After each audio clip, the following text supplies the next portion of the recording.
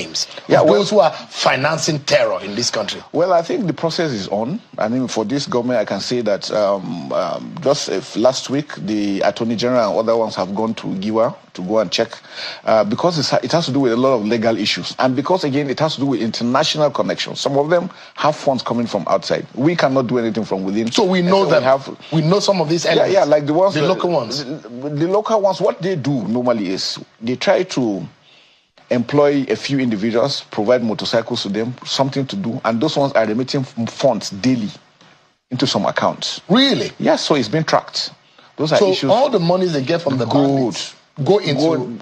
So they try to circulate this money, and that's why it's important for us to be able to track those things. And the NFIU has been doing so much. There is so much going, apart from the intelligence setup, the financial links are also being followed through and through, and arrests have been made, and I can assure you that the Attorney General of Federation, the NSA are all working seriously to ensure that we address those issues. What would you say is the ideological backing for financing terror on Nigerian soil?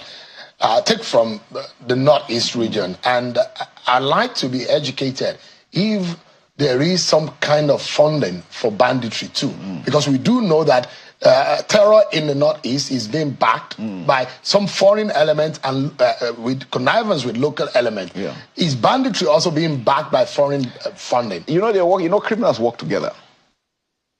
They've synergized their efforts together, both the bandits and the terrorists working together because one, a common goal. They want to make money. They want to just make sure that the communities are not suffering for whatever reason.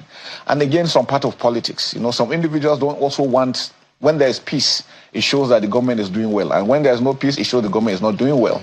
And I mean, you realize that last year we had the least number of deaths throughout last year. Then how come this year, then suddenly everything has spiked up because politics is coming in, elections are coming in. So you cannot rule out the fact that some people are also controlling them, making sure that they show that there is no peace. Makes Nigeria ungovernable and discredit the government. But you see, the funny thing is that how will you want to govern people that you want to kill? Or how do you want to kill the people you want to govern? What do you gain from it? Are you not able to identify these political elements who are using security as a political tool? Yeah, you know, work is in progress. Let Nigerians know that. Yes, people should not vote for people who want to kill.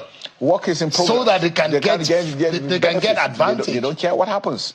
I can tell you the DSS, the NIA, the NFIU, the DIA are all working assiduously to ensure that. And again, because it has to do with the legal system. Sometimes legal intercepts, you take it to court, it's knocked out. What reason? One reason or the other. Again, this brings us to the legal system. We have to also review our legal, because some of the punishments and prosecutions are too we need a special security tribunal to prosecute. Well, this is part of where I don't want to say special. If I say tribunal, it might look as if it is a military kind of say we're in a democracy. So maybe if we have special courts that will treat cases as quickly as they are, and that is very important. And I think we need to also review the punishment for offenses. We need to do that so that we make it very. I give you an example in the South. We arrest a vessel, we take care. How much is it? They give them peanuts, and the vessel is back. And that's why we started burning them. But again, people started talking about the environment. So you are now caught between the devil and the devil city, which is, for us, burning those items once they are found arrested, we started having peace. But as long as we keep on arresting them and handing them over and they go through the legal system, it becomes a problem. It takes a longer time to prosecute. And when you take, and I'll give you an example. You make arrest and you bring up and you go in, risk all your life, make an arrest, and you take it, and they give you for one reason or the other technical issues. The item is released.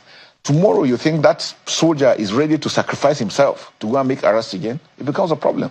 But if these laws are stringent, even for terrorism, in the South, in the Middle East, terrorism cases are serious cases. If your name gets in there, you are nobody, even your family member, nobody will